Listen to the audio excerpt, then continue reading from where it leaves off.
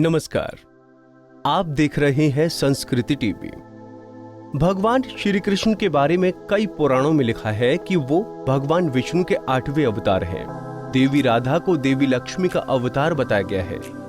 सुदामा और श्रीदामा को श्री कृष्ण के गोलोक का साथी कहा गया है। लेकिन महाभागवत पुराण में श्री कृष्ण और देवी राधा के अवतार की जो कथा है वो अद्भुत है।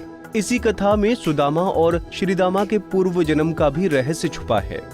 इस पुराण में बताया गया है कि देवी राधा लक्ष्मी के अवतार नहीं है। इस पुराण में देवी राधा और भगवान कृष्ण के प्रेम का रहस्य भी बताया गया है। शिव ने रची लीला राधा कृष्ण के अवतार की। पुराणों के अनुसार एक बार भगवान शिव माता पार्वती के साथ कैलाश पर विहार कर रहे थे।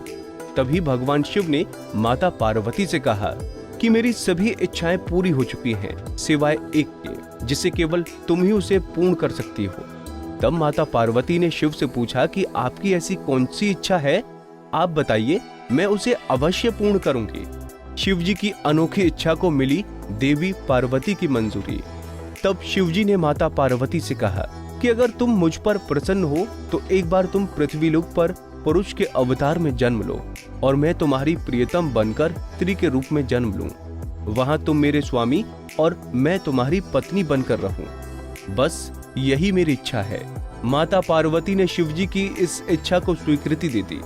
9 रूपों में शिव जी हुए थे पृथ्वी पर अवतरित। माता पार्वती ने कहा कि भद्रकाली का मेरा स्वरूप पृथ्वी पर कृष्ण का अवतार लेगा और आप अपने अंश से स्त्री का रूप धारण कर लीजिए। तब शिव जी ने कहा, मैं पृथ्वी पर 9 रूपों से प्रकट होऊंगा। सबसे पहले वृष भानुपुत्री राधा के रूप में जन्म लूंगा। तब मैं तुम्हारे साथ प्राण प्रिय होकर प्रेम विहार करूंगा।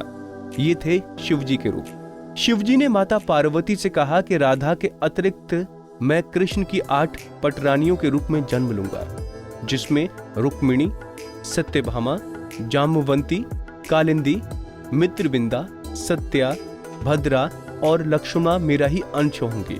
इसके साथ ही जो मेरे भैरव हैं वो भी पृथ्वी पर रमणीय रूप धारण कर भूमि पर अवतरित रहेंगे। ये थे श्रीदामा और सुदामा। माता पार्वती ने कहा कि आपकी इच्छा अवश्य पूरी होगी। मैं इन सभी के साथ ऐसा व्यवहार करूंगी जो इतिहास में आज तक किसी ने नहीं किया होगा।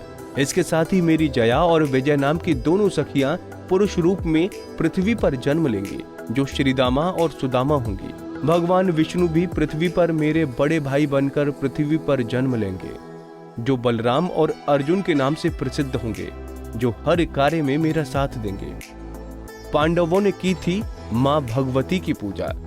माता पार्वती ने कहा कि इस तरह मैं आपके साथ पृथ्वी पर पुरुष रूप में विरह करके वापस कैलाश पर लौट आऊंगी। इसके बाद ब्रह्मा जी से आज्ञा लेकर मां काली के रूप में श्री कृष्ण और राधा रानी के रूप में भगवान शिव धरती पर अवतरित हुए। महाभारत काल में पांडवों ने मां भगवती की पूजा की थी। तब मां भगवती ने कहा था कि मैंने श्री कृष्ण रूप में धरती पर अवतरित लिया है और कंस का वध किया है। कौरवों के अंत में कृष्ण रूप में तुम्हारे साथ रहूंगी। दोस्तों, उम्मीद है आपको हमारी ये जानकारी पसंद आई होगी।